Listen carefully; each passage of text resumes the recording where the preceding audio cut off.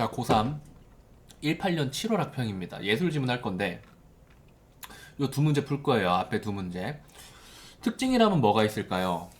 특징이라면은 둘 다 적절한 거 찾는 문제라는 게 특징일 텐데, 그렇다는 말은 이 문제를 어떻게 풀어야 될까? 선지 하나하나 보면서 이게 맞나? 이게 맞나? 이게 맞나? 이게 맞나? 이게 맞나? 이게 맞나? 이게 맞나? 이게 이러면 안 된다는 거예요. 기본적인 접근 자체가 윗글의 전개를 내가 이해를 하고 그것과 가장 합치하는 녀석을 슥 보면서 찾아야 되는 거예요. 그리고 이 녀석 역시도 사실 제일 이상적인 방법은 기억과 니은에 대해서 내가 쭉 읽어가면서 이해한 것을 바탕으로 얘를 쓱 보면서 제일 합치하는 것을 찾아줘야 되는 거예요.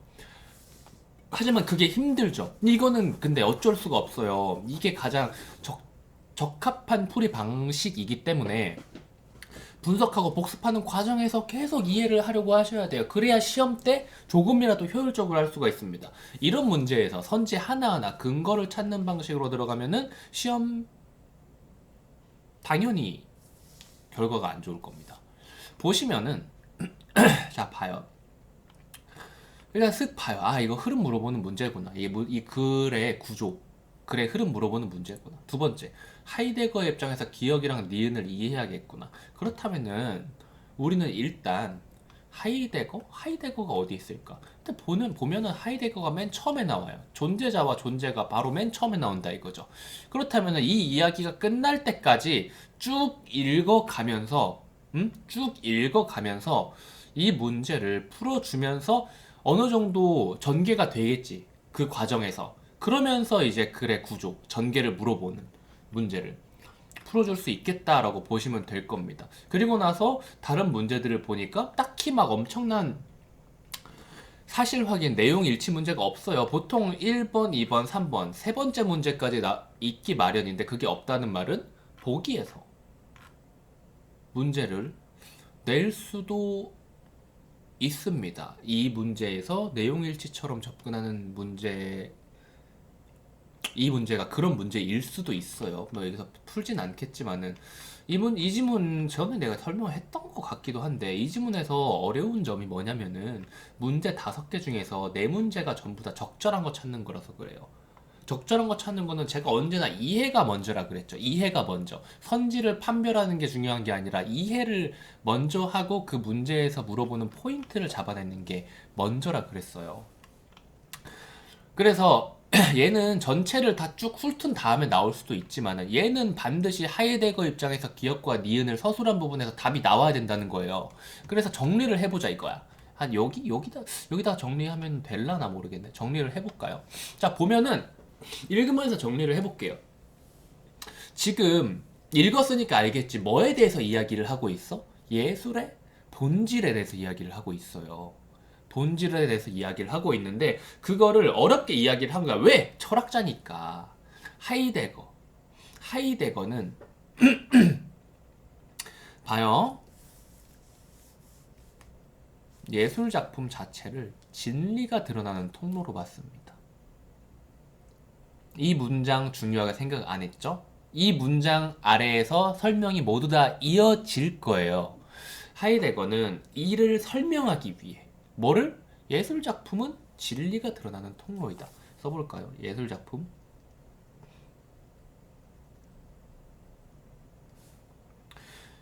어, 어떻게 써야 될까요? 진리라는 것이 이렇게 감춰져 있다가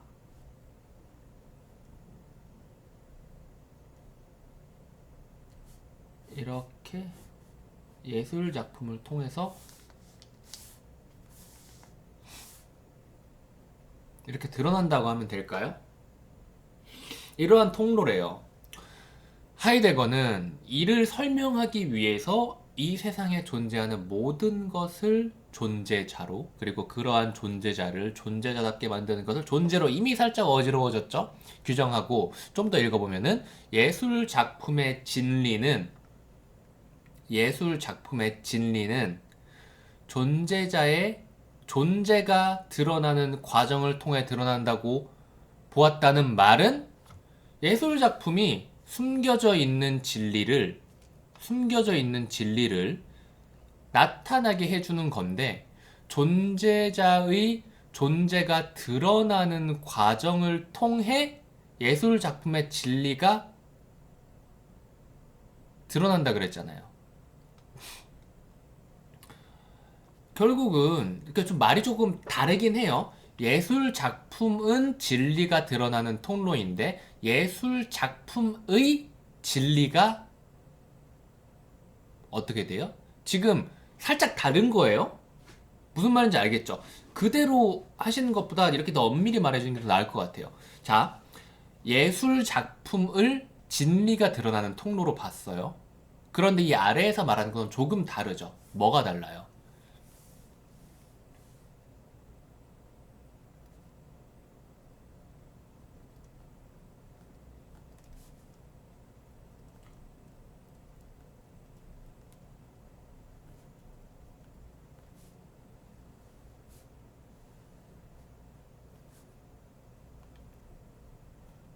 요런 느낌인 거예요. 그런데 이 둘을 거의 같은 것으로 본 것 같은데, 그래서 하이데거가 존재자 중에 인간이 실용적인 목적을 가지고 만든 것을 바로 도구라고 했는데, 예술 작품이라는 것은 단순히 도구를 정확히 모사해서 재현하는 게 아니라 도구의 본질이라고 하는 바로 이 존재를 드러나게 하는 것이다. 그리고 이것이 곧 예술 작품이 진리를 드러내는 것이다 라고 본 것 같아요. 결국 이 둘을 같은 것으로 여기고 이야기를 한 겁니다. 결국 진리와 존재가 비슷한 식으로 이어져 있다. 결국 다시 정리를 하면은 하이데거가 말한 이런 예술이라는 것은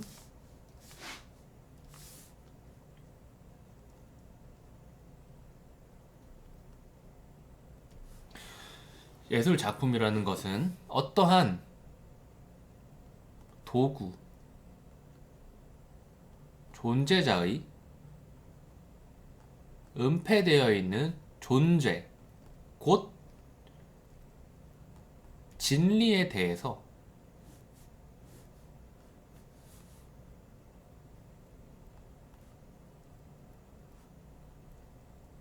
이걸 밖으로 끄집어내 줘야 되는 것이다. 뭐 이런 이야기를 하고 있는 거죠.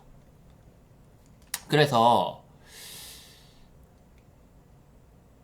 그러면 예술 작품은 결국은 무엇을 중요하게 생각을 해야 되나요? 지금 존재자와 존재의 관계인 거예요. 결국은 도구의 본질, 이 존재는 결국 또 본질이라는 말도 나오죠, 여기에. 존재, 진리, 본질이 비슷한 의미로 쓰인 거예요. 결국 본질에 대한 이야기를 하고 있는 거죠. 그래서 이걸 보여줘야 된다. 그 예시로 이 그림 설명을 해준 건데, 그냥 이 구두라는 존재자, 혹은 뭐 구두라는 도구 존재자 중에 도구에 해당하는 녀석입니다. 사람이 걸어다니기 위해서 만든 실용적인 목적을 가진 것이니까요. 존재자 중에 이 녀석이 이렇게 해지고 구겨진 것 속에 어떠한 의미가 있다. 이것이 바로 존재, 진리, 본질이라는 거예요. 뭐? 구두라는 존재자의 존재는 외형이나 용도, 신고 다니는 것, 구겨졌다. 이게 아니고 왜 그렇게 되었을까? 그 구두가 딛고 있는 터전, 인간과 관계를 맺고 있는 삶 전체에서 어떻게 드러날까? 그것을 신고 다녔을 어느 농부가 살아온 삶의 궤적. 구두에 담긴 이렇게 구두가 우그러지기까지 이렇게 구두가 우그러지기까지 고단하고 이렇게 낡았음에도 불구하고 구두를 새 것으로 안 바꾼 소박한 그러한 어떤 경건함까지 느껴지는 삶이 바로 구두라는 존재자에게 은폐되었던 진리, 본질, 존재라고 여긴 거죠. 그래서 하이데거는 예술작품 속에 도구의 존재가 드러나는 과정을 통해 예술의 본질인 진리가 드러난다고 보았기 때문에, 그래서 도구의 존재가 드러나는 과정 그리고 예술의 본질인 진리가 드러나는 과정, 이 둘을 아까 제가 구분을 시켰잖아요. 사실은 그게 맞는 거예요. 왜냐하면 예술의 본질인 진리는 결국은 이러한 것이다라는 추상적인 개념을 설명하기 위해, 철학자잖아. 어려운 말을 하는 거잖아. 추상적인 개념을 설명하기 위해 실제로 그림에서 어떤 식으로 우리가 생각을 할 수 있는지를 보여주는 거예요. 그걸 바탕으로 이러한 과정 속에서 우리는 예술의 진리가 드러난다라고 말할 수 있을 것입니다라는 거죠. 이해의 편의를 돕기 위해서 이렇게 합쳐놓긴 했지만 맨 처음에 구분 지어놨던, 두 갈래로 구분 지어놨던 것이 사실은 맞는 겁니다. 하지만 이렇게 봐도 전혀 어폐는 없다고 볼 수 있어요. 그래서 작품 속 도구가 얼마나 똑같은지 그게 중요한 것이 아니겠죠. 실제로 그 존재, 진리, 본질이라는 것을, 진리는 방금 전에 했던 말에 따르면 진리는 살짝 더 다른 차원의 이야기이긴 하지만 비슷한 것으로 보고 이야기를 하면 이런 게 드러난다는 거지. 이런 이야기를 하고 있는 거예요. 이거에 바탕을 두고 이 문제를 풀어보면은 슥 보면은 슥 보면 뭘까? 예술작품의 목적은, 이것도 내 사실 확인처럼 찾아주셔도 돼요. 예술작품의 목적은 존재자를 그대로 재현? 아니잖아요.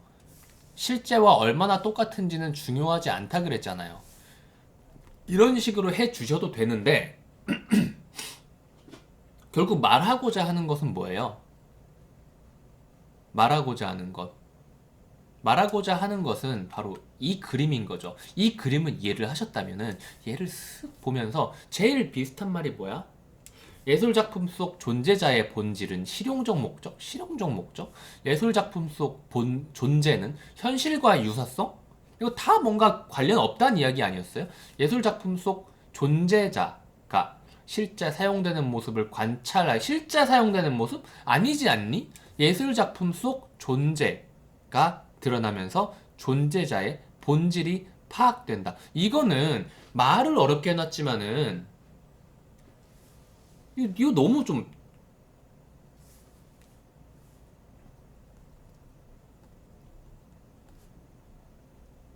이렇게 생각할 수 있다 그랬잖아. 애초에 우리가 읽은 거에 따르면 존재자의 본질은 하이데거에 따르면 존재인데, 이 말을 그냥 바꿔놓은 거죠. 예술작품 속 존재가 드러나면서 존재자의 본질이 파악된다. 그냥 우리가 읽은 말을 그대로 복붙한 것에 지나지 않는 겁니다. 그리고 이를 바탕으로, 여기까지 읽은 것을 바탕으로 우리는 예술작품의 어떠한 존재, 뭐 혹은 진리, 혹은 본질이라는 것에 대해서 이야기를 하고 있다라는 것인데, 이걸 바탕으로 지금 하나만 더 해주자면은, 지문의 핵심은 결국은 무엇으로 잡아야 될까요? 지금 제가 체크를 일부러 안 했는데 체크는 어디에다 했어야 될까요? 하이데거 이름에 체크를 했어야 됐고요. 그쵸? 그리고 존재자, 그리고 존재, 그리고 도구, 그리고 굳이 밑줄을 긋는다면 이러한 의미를 설명해주는 이 부분에 밑줄을 그었을 수도 있을 겁니다.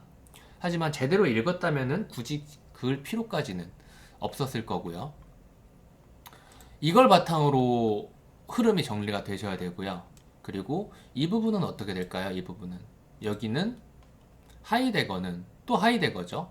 굳이 동그라미 칠 필요 없고요. 이러한 미학적 관점을 고흐의 구두라는 작품을 통해서 설명을 하고 있습니다.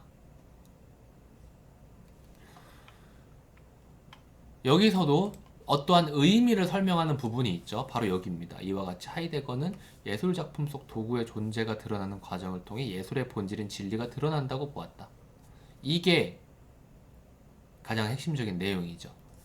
얘는 부가해주는 부가적인 말이고요. 이거를 캐치하셨으면은 되게 좋은데, 여기는 딱히 뭐 핵심 단어라고 할 만한 게 없어요. 필수 단어, 뭐 핵심 단어라고 할 만한 게 없는 게, 여기에서 설명한 것을 예시로 부연해주고 있을 뿐인 거예요. 그런데 이 뒷부분을 쓱 이제 보시면, 정도까지도 필요 없습니다. 쓱 보시면은, 하지만 샤피로는 문제를 제기했다. 뭐예요? 위에서 무슨 얘기를 하고 있어요? 위에서 무슨 얘기를 했어요? 하이데거가 예술의 본질에 대해서 이야기한 내용에 문제를 제기했다. 결국은 뭐예요? 예술의 본질에 대해서 뭔가 의견을 제기한 거죠. 하이데거의 예술의 본질에 대한 이야기는 틀렸습니다. 문제가 있습니다. 결국 샤피로도 예술의 본질에 대한 의견을 제시한 거죠. 본질이 무엇이다라고 여기에 정확히 썼나요? 본질이 무엇이다라고 딱 보이게 쓰진 않았지만은 나와 있긴 하죠. 뭐예요? 객관적 사실을 바탕으로 그림 속 구두의 소유주를 찾아서 특정 주체에 귀속시켜야 한다. 그럼으로써, 여기 뭐가 생략이 되어 있는 거지. 그럼으로써 예술의 본질인 진리가 드러날 것이다 라는 식의 이야기가 생략이 되어 있겠죠. 그런데 라는 말로 또 데리다는 다른 이야기를 합니다. 데리다는 이러한 샤피로가 기존의 관점과 크게 다를 바 없어요. 자기가 볼 때는 뭐 이런 식의 이야기를 합니다. 나는 이런 식으로 생각을 해요. 그래서 예술 작품의 진리는 작품 속에 결코 하나로 나타날 수 없다 라고 이야기를 합니다. 결국은 다 뭐에 대해서 이야기를 하고 있는 거예요? 예술 작품 속에 들어가 있는 진리, 본질에 대해서 각 하이데거, 그리고 샤피로, 데리다라는 사람들이 각각의 의견을 제시하고 있는 거죠. 이렇게 읽어주셨다면은 이제 선지 5개 슥 보면서 정답을 찾으실 수 있어요. 뭐죠? 바로 5번입니다. 제대로 읽었을 때는 얘들이 왜 아닌지가 중요한 게 아니에요. 보여야 돼요.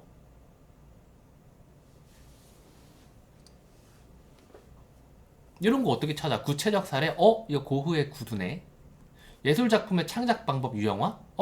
예술작품의 창작 방법은 여기 다 이야기 다 지어낼 수 있다니까? 예술작품의 창작 방법 어떻게 해야 돼? 어떻게 해야 돼? 예술작품 속 도구의 존재가 드러나는 과정을 통해서 예술의 본질인 진리가 드러나는 방향으로 창작해야 한다. 되게 비슷해 보이지 않니? 말 같아 보이지 않니? 그치? 하지만 귀에 붙이면 귀걸이, 코에 붙이면 코걸이란 말이야. 말을 어떻게 지어내는가에 따라서. 이건 윗글의 흐름에 대해서 물어보고 있는 거잖아요.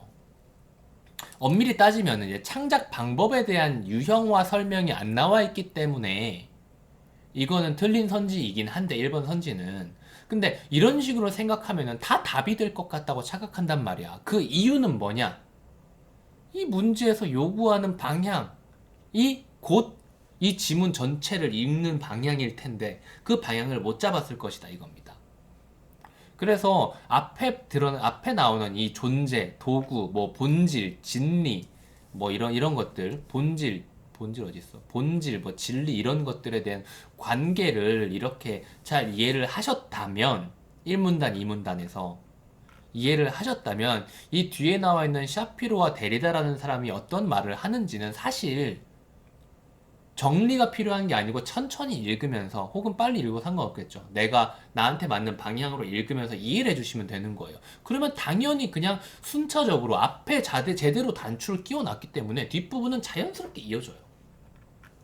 방금 전에 저랑 같이 했었던 것처럼. 그래서 앞부분을 잘 읽으셔야 되는데, 근데 이거는 좀 어려웠을 것 같기도 해요. 근데 이해를 해주셔야 됩니다. 이 정도 난이도는 언제든지 나올 수 있을 것이라고 생각하셔야 돼요. 이게 어려웠다면 이제 용어들 그리고 이런 철학적인 어떤 그 과정, 관계 이런 거를 이제 연결짓는 그런 뭐 구조도라고 해야 될까요? 그런 거에 좀 어려웠을 수도 있는데 그건 연습을 하셔야 돼요. 계속 읽으면서 복습하셔야 돼요. 복습 안 하면은 어차피 나한테 이렇게 들은 이 지금 20분인데 20분짜리 영상도 결국은 쓰레기가 될 겁니다. 복습을 하셔야 돼요. 주말에 꼭 복습을 하시고요. 그리고 다음 주 혹은 다다음 주에 반드시 다시 복습을 하셔야 돼요. 복습을 하셔야 오릅니다. 아시겠죠? 많이 푼다고 오르는 게 아니에요. 많이 풀되 복습을 잘하면 오르고요. 조금 풀어도 복습을 잘하면 오르고요. 많이 풀되 복습을 안 하면 안 오릅니다. 조금 풀고 복습을 안 하면은 많이 풀고 복습을 안 한 것보다는 더 안 좋겠죠. 하지만 많이 풀든 조금 풀든 어쨌든 복습을 제대로 해주셔야 공부를 제대로 한 겁니다. 여기까지 할게요.